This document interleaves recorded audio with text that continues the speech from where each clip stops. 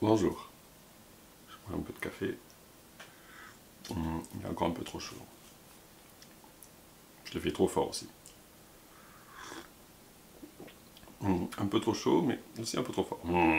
Ok. Bonjour.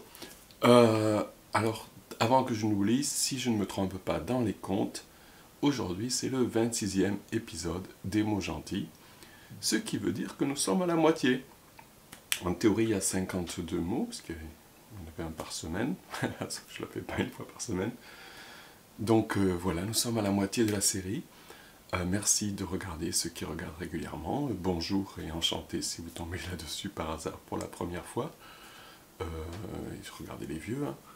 Puis voilà, il fait encore chaud. Aujourd'hui, on nous promet encore un 34 degrés. Et en plus, l'humidité est de retour. Elle était un peu partie en août. Non, la revoilà, donc c'est l'enfer. On a des températures ressenties de 40 à peu près tous les jours, à la mi-septembre. C'est pénible, hein. Je suis dedans depuis 2 mois, je mets presque jamais les pieds dehors. Alors que l'été, en plus, c'est le moment où on a envie d'être dehors, quoi. Mais non, plus du tout. Et donc, ouais, depuis 2 mois, je suis presque tout le temps dedans, j'en peux plus, je veux aller me balader. C'est intenable, partout où on va, c'est intenable. Ce week-end, ils nous promettent 26, parce qu'ils nous promettent de la pluie. Donc, voilà, mais je crois que je vais aller sortir et me mouiller, parce que j'ai besoin d'être dehors, je deviens fou dedans, et voilà, quoi. Quoi de neuf sinon? Écoutez, parlons du petit mot et puis après on verra si j'ai des trucs à dire sur le mot et sinon d'autres trucs. Je prends mes lunettes. Je prends la boîte. Je touille. Je prends un petit mot. Je ferme la boîte.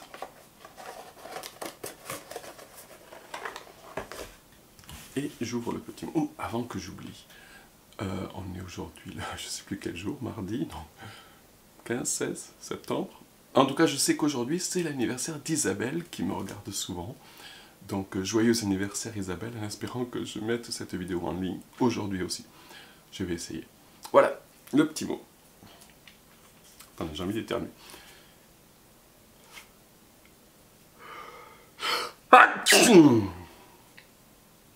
Oui, voilà, j'ai coupé parce que je vais pas vous... Voilà, bref. Oui, en plus, les allergies d'automne sont arrivées. J'ai passé ma vie sans avoir d'allergie. Même en Floride, j'ai commencé juste à en développer quelques-unes quand je suis parti, donc j'y ai échappé. Et là, après 13 ans de vie au Japon, j'y passe aussi, surtout à celle d'automne. Celle du printemps ne m'affecte pas trop, mais à l'automne, toujours un petit peu. Et c'est super pénible, surtout en cette saison, parce que merde, est-ce que c'est le corona, est-ce que c'est une allergie? À chaque fois, je vais chez le docteur, non, c'est une allergie. Bon, tant mieux, hein. Mais bon, là, je suis pas encore allé. Donc, je vais renifler un peu, désolé. Le petit mot! Le dessin du jour, c'est quoi? Ah, c'est une île qui ressemble à un cœur, je crois. Oui, elle est vaguement célèbre. L'auteur de petits mots, je la connais en plus, donc tout va bien. Gardez bien en vous ce trésor, la gentillesse. Sachez donner sans retenue, perdre sans regret, acquérir sans mesquinerie. Et c'est de George Sand, que j'espère vous connaissez aussi. Je ne vais pas vous faire l'affront de vous la présenter. Si vous ne la connaissez pas, j'espère que vous êtes très jeune et je vous invite à la découvrir. Si vous êtes un peu plus vieux que la connaissez pas, merde quoi, qu'est-ce que vous faites, vous craignez. Je répète, gardez bien en vous ce trésor, la gentillesse. Sachez donner sans retenue, perdre sans regret, acquérir sans mesquinerie. Ouais, c'est pas mal, ouais. Écoutez, c'est vrai, hein, c'est une fois de plus, je fais cette série pour essayer de mettre un peu de positivité sur Internet et sur YouTube. C'est difficile, le monde est ce qu'il est, tout le monde, moi aussi, hein, je suis pas toujours gentil, je fais semblant juste dans la caméra. Non, je fais pas semblant. On met tous qu'une facette de notre personnalité dans les caméras. J'essaye de ne pas être méchant volontairement, disons. Il m'arrive de l'être involontairement. Voilà de quoi je peux vous parler de plus aujourd'hui de Shogun. Shogun a reçu plein d'Emmy Awards hier ou avant-hier. Les news japonaises sont tout fous, ils en ont presque pas parlé de la série quand elle est sortie. Pour eux, c'était certainement une série américaine, basée sur un livre Bernard Clavel, il était australio-britannique, britanno-australien, il est devenu américain plus tard, donc je ne sais pas de quelle nationalité le livre est considéré. Cette phrase était certainement un anglicisme. Je ne sais pas comment dire en français, de quelle nationalité l'on considère que le livre est. Ou c'est encore en anglais. Je ne sais plus parler ni français ni anglais. Les deux langues sont tellement mélangées dans ma tête de nos jours. Je parle mieux anglais en fait. C'est mon travail. Hein. Donc voilà, ouais, regardez Shogun si vous ne l'avez pas vu, il est vraiment bien.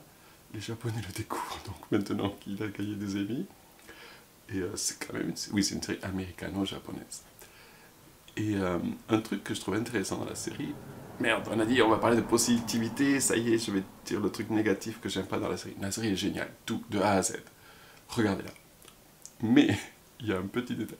Tout le monde dit que la reconstitution du Japon, la fin du XVIe siècle, le début du XVIIe est incroyable, et c'est vrai, on s'y croirait vraiment si vous n'avez jamais mis les pieds au Japon.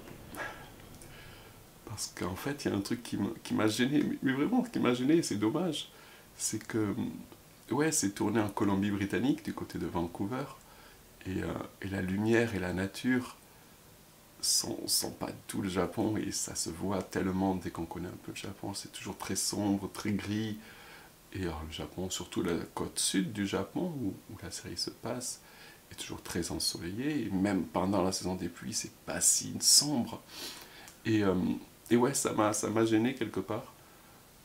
Ça m'empêche pas d'apprécier la série, une fois de plus, elle est formidable.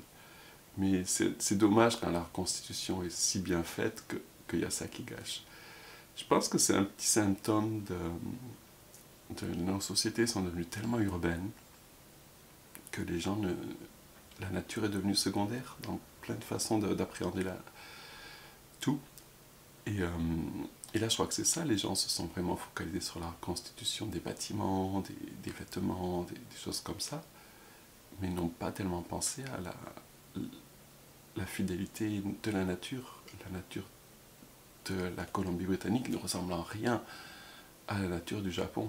En plus du Japon du XVIe, XVIIe siècle, la nature a pas mal changé depuis. Et la lumière de l'air, du soleil, ça ne change pas, mais le Japon est bien plus brillant. Une fois de plus, là, regardez, je filme le matin dans ma pièce avec une fenêtre qui donne sur l'est. C'est pour ça que je donne toujours le matin, et voilà, c'est en lumière naturelle. Et je ne filme pratiquement qu'en lumière naturelle, à part une ou deux vidéos que j'ai fait la nuit. Le Japon est beaucoup de lumière. Bref, voilà, c'est un petit détail, mais vraiment, c'est moi qui chipote, vous allez dire. Si vous êtes en France ou en Europe, et que vous n'êtes allé ni en Colombie-Britannique, où je ne suis pas allé d'ailleurs, mais il y a tellement de séries, de films qui sont tirés là-bas, ou vous êtes jamais allé au Japon, ça ne va pas vous choquer, mais voilà. Regardez Shogun. Je voulais dire un autre truc sur Shogun, je sais plus. Non, peut-être, oui, j'ai oublié. Bon.